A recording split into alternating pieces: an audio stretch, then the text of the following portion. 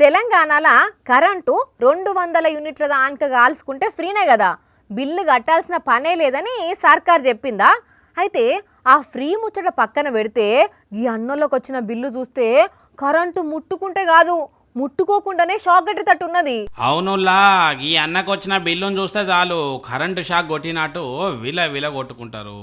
అవును, ఫ్రీ ఇవ్వాల్సిన ఇంట్లో 7,020 రూపాయలు వచ్చిందట.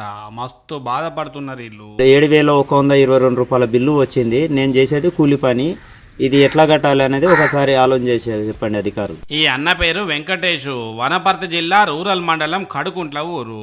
పోయిన నెల బిల్లు 813 రూపాయలు వచ్చిందట.